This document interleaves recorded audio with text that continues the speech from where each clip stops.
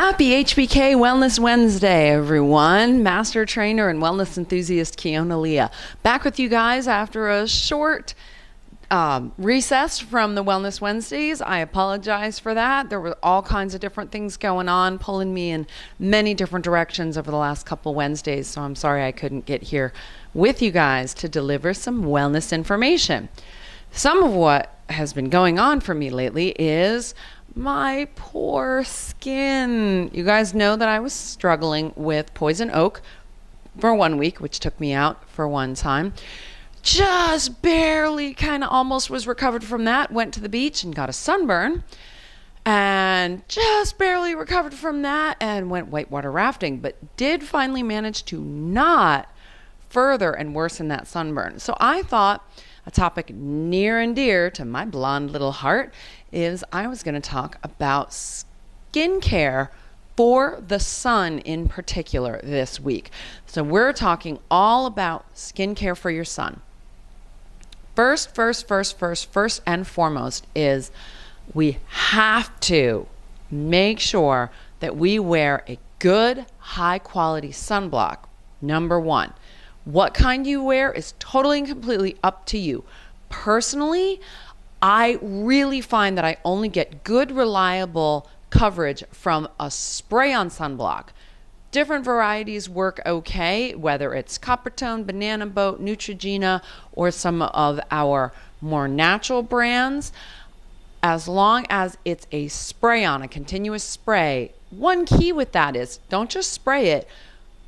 Run back over it with your hand to spread it around anyway. For my skin, which tends to be more on the oily side, I do find that a cream sunblock can be way too greasy and get all over everything, doesn't absorb, and I never manage to hit all of the trouble spots when using that. However, last week when I was whitewater rafting, one thing that I did do to make darn sure was I actually layered my blocks. So I used my spray and block first. I always do that before getting dressed. The other big thing that happens is the sun will sneak along the edge of your shirt, your tank top, your bathing suit, whatever it is, because you'll think you covered everything and you won't get underneath of that, underneath those sleeves to really cover. So I actually will put my sunblock on before getting dressed to minimize the chances of a burn mark right at the edge of a fabric mark. So that was the first thing I did. Second thing I did was once I arrived, while I was waiting to gather and get ready to go in the boats, I put on a cream layer of sunblock, especially on my legs, which is where they were going to get hit.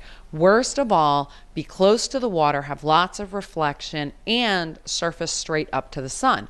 I had a visor and a helmet, sunglasses to help with my face, which also helps shield the décolleté area and keep me a little bit more sun protected. But those poor legs really don't get a break. And it worked like a charm because I didn't get any sunburn. That's one of the big keys, is really make sure you're using and reapplying as many times as necessary that sunblock, which was the mistake I made at the beach, was I never reapplied. Second piece, what happens if you do get a sunburn? Or in reality, even if you don't, if you get a suntan. Remember, whether it's a tan or a burn, both are alerting you that your skin has been damaged by the sun. Doesn't matter which one. A burn is obviously worse, but a tan is still your body saying, hey, I got some damage here. I kicked up the melanin production in order to help protect myself. So you want to think of multiple things along those lines to help treat that skin. Hydration, hydration, hydration, hydration. Keep that skin hydrated, not just from the outside in, but from the inside out. Second major piece is when you're hydrating, make sure that you're doing it in a really good, pure way. Check your lotions, check your potions, check all those things. A lot of things that are preservatives in our body products are drying to the skin, so they don't always work as well. Personally, what I like to do is go to, in reality, my kitchen cabinet. If you guys remember the Skin Saver solution and body products from the T-Tap Better Body Basics company back in the day, Skin Saver Face was in squalene oil, which is actually just a highly refined olive oil. And Skin Saver Body was in an almond oil. This is coconut oil. Talk about one of your highest fat oils that's going to help the skin. This is a great one. So's olive oil, so's almond oil, avocado oil.